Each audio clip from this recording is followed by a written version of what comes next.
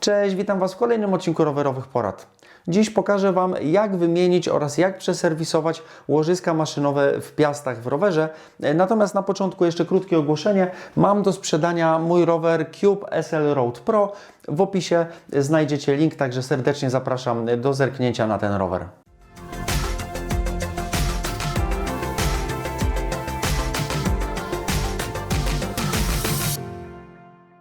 I jeszcze dwa słowa o samych łożyskach. W większości teraz rowerów, zwłaszcza w jakichś trochę droższych kołach, znajdziemy łożyska maszynowe. To jest taka dosyć enigmatyczna nazwa. Chodzi głównie o to, że mamy kulki w łożysku zamknięte z dwóch stron w obudowie.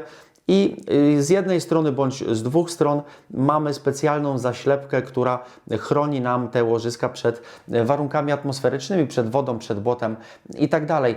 Także to nie jest tak, że to jest jakiś zupełnie inny rodzaj od tych takich tradycyjnych, standardowych, powiedziałbym, łożysk kulkowych. Tu są po prostu kulki zamknięte, a nie wrzucone luzem bądź nie zamknięte w wianuszku, jak robi chociażby Shimano. I warto wiedzieć, jak zabrać się za wymianę, za przeserwisowanie takiego łożyska, zwłaszcza jeżeli podczas kręcenia kołem, najlepiej jeżeli wyjmiecie je z ramy, zakręcicie trzymając w rękach i coś będzie hałasować, coś będzie trzeć, koło będzie się już nie za szybko kręcić, czy dosyć szybko stanie, wtedy jest to znak, że warto zabrać się za serwis, ewentualnie za wymianę takich łożysk. Na początek zacznę od tego, że jeżeli macie jakieś drogie, karbonowe koła, raczej sugerowałbym wybranie się do serwisu, jednak trochę taniej wyjdzie i bezpieczniej będzie, jeżeli oddacie swoje koło w ręce fachowców, którzy będą wiedzieli, jak się takim kołem zająć. Natomiast jeżeli chcecie zrobić to samodzielnie, macie też jakieś trochę tańsze koła, nie boicie się za to zabrać. Pierwsza sprawa, warto zerknąć na stronę internetową producenta w poszukiwaniu instrukcji serwisowej do danego koła, oczywiście do przedniego, do tylnego osobno. Tutaj będę Wam pokazywał to na przykładzie przedniego koła Fulcrum Racing 77. Jest to koło, którego nie dało się kupić normalnie. Ono było montowane w rowerze Cuba, natomiast jest bardzo wzorowane na modelu DB Sport.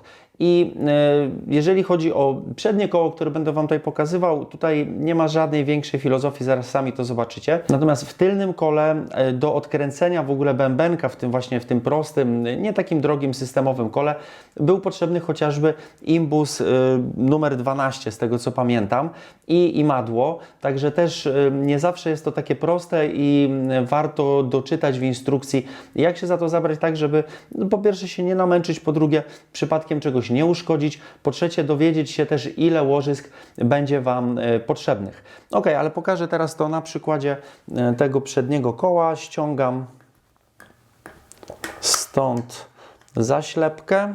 No i teraz trzeba będzie odkręcić oś. I zazwyczaj wygląda to tak, że jednym kluczem przytrzymujemy podkładkę od spodu, drugim kluczem odkręcamy nakrętkę, która znajduje się na wierzchu.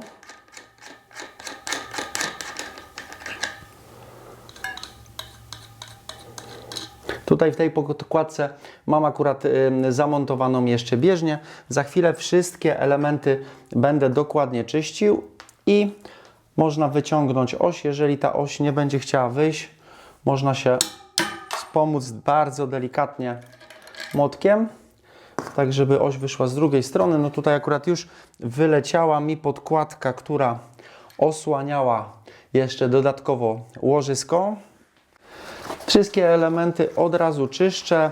Warto, jeżeli będziecie rozbierali, zwłaszcza jakąś bardziej skomplikowaną konstrukcję, warto wtedy, można zrobić zdjęcia na przykład, ewentualnie starać się odkładać te elementy dokładnie tak, jak one były włożone, ponieważ tutaj na przykład ta podkładka ma specjalną wypustkę z jednej, z drugiej strony wgłębienie, no i trzeba dobrze później taką podkładkę włożyć. Warto wszystko dokładnie wyczyścić, zwłaszcza bieżnie na ośce z jednej strony, z drugiej strony. Jeżeli gdziekolwiek na tych właśnie elementach ciernych, gdzie później będą one, coś będzie na nich pracować, jeżeli tam zobaczycie jakieś uszczerbki, wrzery, jakieś będą tutaj ubytki, no to najlepiej jest taki element dokupić i wymienić. I teraz tak, możemy na początek spróbować przeprowadzić operację smarowania, czyszczenia i smarowania takiego łożyska. Zazwyczaj wystarczy do tego taki nożyk do tapet, którym bardzo delikatnie trzeba podważyć osłonkę. No, nie jest to zawsze takie proste. Można spróbować podważyć osłonkę. Przy okazji, jeżeli macie już rozebrane, macie dostęp do łożyska, zazwyczaj na tych właśnie gumowych osłonkach jest naniesiony numer łożyska, jest jego rozmiar. Tutaj w tym wypadku jest to 6001 2RS i warto sobie ten numer zapisać z tego względu, że jeżeli będziecie wymieniali łożysko, to trzeba łożysko czy łożyska dokupić dokładnie takim rozmiarze, jak jest naniesione na tej gumowej zaślepce. Teraz po otworzeniu łożyska, tego zabezpieczenia, można też sprawdzić właśnie podczas kręcenia, czy nie wydaje ono dziwnych dźwięków, czy no właśnie przyczyna nie tkwi gdzieś w tym miejscu.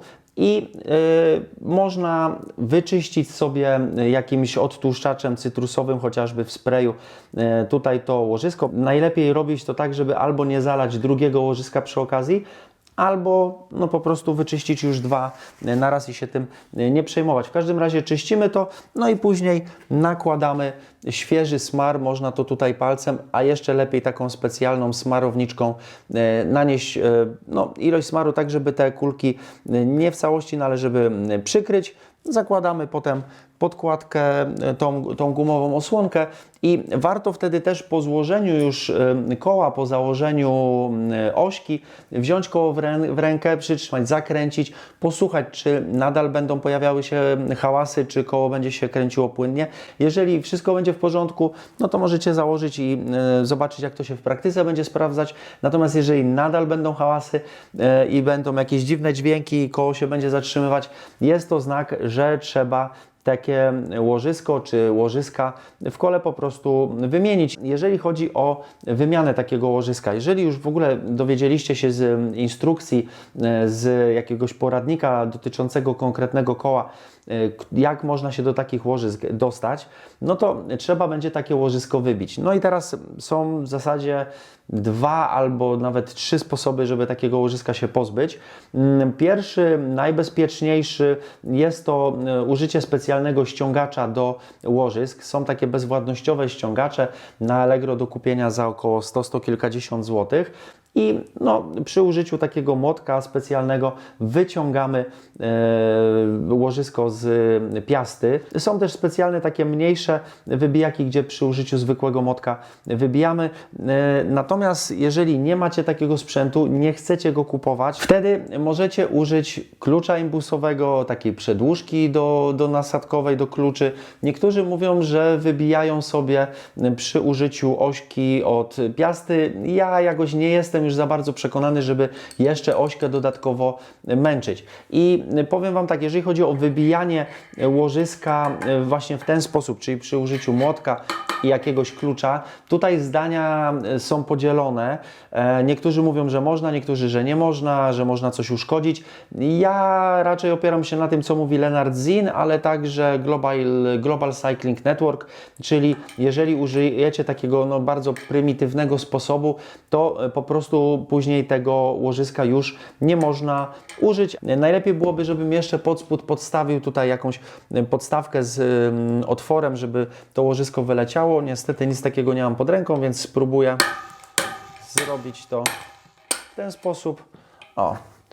I łożysko szybko i łatwo wyszło. I po wybiciu łożyska bardzo dokładnie czyścimy w środku. Można do tego też jak najbardziej odtłuszczacza użyć. Czyścimy w środku to, co tam w piaście można wyczyścić, gdzie się można dostać. Tutaj mamy to miejsce, gdzie się osadza później nowe łożysko. No i teraz czas na montaż nowego łożyska. Tutaj, tak jak już mówiłem wcześniej, musimy kupić łożysko dokładnie w takim samym wymiarze, jak było to, które było założone wcześniej. I tutaj jest też kilka sposobów na to, żeby takie łożysko zainstalować.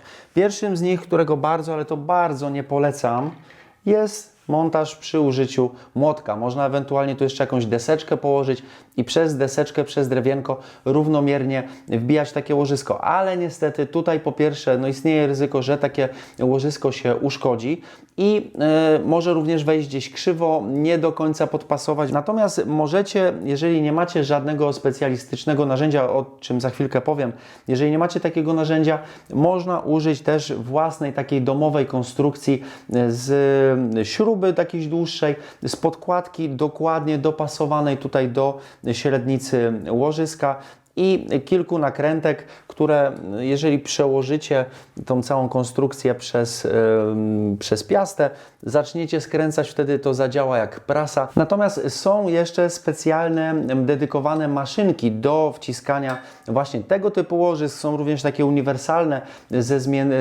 wymiennymi końcówkami, które można też użyć do wciskania chociażby łożyska supportu, czy do sterów na przykład. No to jest kilka różnych takich właśnie narzędzi. Niestety bardzo ubolewam nad tym, że w Polsce przynajmniej nie udało mi się dostać takiego uniwersalnego jednego elementu z końcówkami, które można dokupywać na sztuki. Jest cały zestaw marki Unior, gdzie możemy kupić takie właśnie tego typu zaciskarkę i różne końcówki. Niestety koszt to jest około 800 zł. Również Park Tool sprzedaje takie zestawy, ale tam cena już jest w okolicach 1,5–2 tysięcy złotych, więc są to zestawy typowo przeznaczone dla serwisantów. Ja kupiłem sobie za granicą marki Wills Manufacturing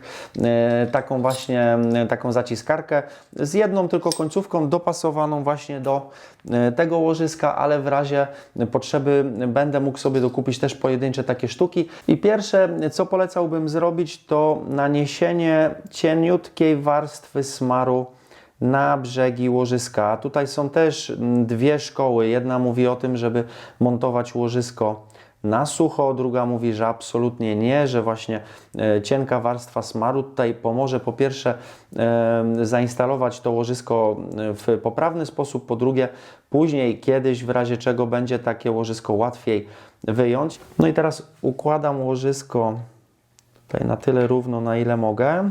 No i teraz zakładam całą machinerię do montażu łożyska. Tutaj nakładam podkładkę, ona pasuje mi idealnie do średnicy łożyska. Z drugiej strony mam już zakręconą też dźwignię, no i pozostaje tylko zakręcić i wcisnąć.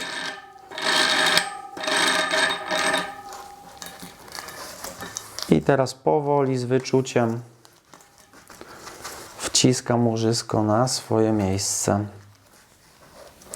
Właśnie to, że nasmarowałem je przed tym, ułatwia montaż tego łożyska. Ono teraz wchodzi mi tutaj bardzo płynnie. Nie wciskamy tego na siłę, na maksa. Oczywiście z czuciem trzeba dokręcić, ale więcej nie potrzeba, bo no ono się już na pewno osadziło tak, jak potrzeba. No i teraz nie pozostaje nic innego, jak łożysko złożyć, czyli robię dokładnie tak, jak było wcześniej.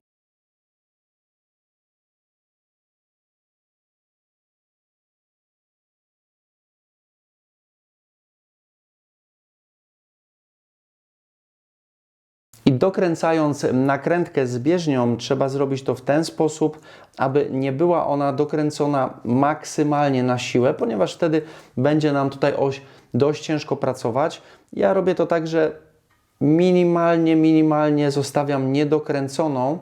Chodzi dosłownie o milimetr obrotu tej śruby, tak aby z jednej strony oś chodziła nam płynnie, no ale z drugiej strony, żeby nie było też takiej sytuacji, że ona będzie tutaj luźno chodzić. I teraz tylko zakładam nakrętkę i skręcam. Po zakręceniu kołem